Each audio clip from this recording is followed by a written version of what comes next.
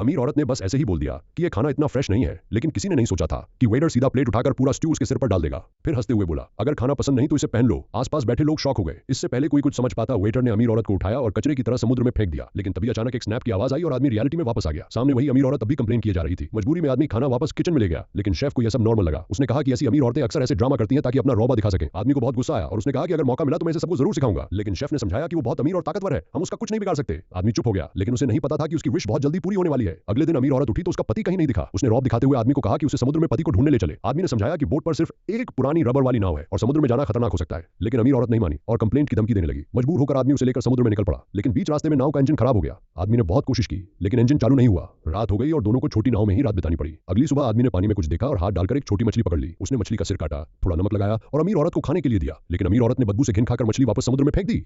यह देखकर आदमी गुस्से में बोला, ये 3 दिन में मिला पहला खाना था, तुम नहीं खाती तो मुझे दे देती। दोनों लड़ने लगे। तभी दूर एक बड़ा जहाज दिखाई दिया। अमीर औरत ने सिग्नल गन उठाई, लेकिन उसे चलानी नहीं आती थी। छीना झपटी में सिग्नल फ्लेयर गलती से उनकी नाव पर ही लग गई।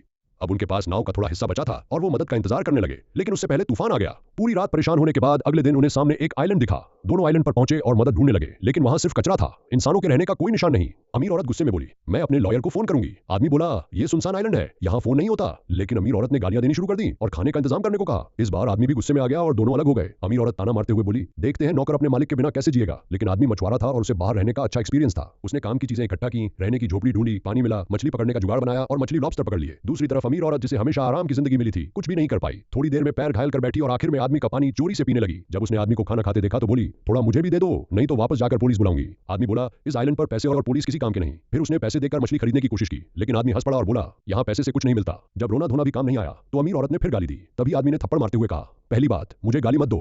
दूसरी बात, अब यहाँ बॉस मैं हूँ। लेकिन अमीर औरत फिर भी एटीट्यूड दिखाती रही और एक और थप्पड़ खा बैठी। अब उसके पास कोई रास्ता नहीं था और उसे आदमी की बात माननी पड़ी। वो कपड़े धोती, काम करती और आदमी के लिए सब करने लगी। आखिरकार उसे 3 दिन बाद पेट भर खाना मिला। शाम होते ही आदमी झोपड़ी में जाकर दरवाजा बंद कर देता और अमीर औरत को बाहर छोड़ देता। धीरे धीरे दोनों करीब आने लगे। अमीर औरत ने मछली पकड़ना, आग जलाना और खाना बनाना सीख लिया। एक दिन उसे दूर एक छोटी नाव दिखी। पहले वो खुश हुई, लेकिन फिर पत्थर के पीछे छुप गई ताकि कोई उसे देख न ले।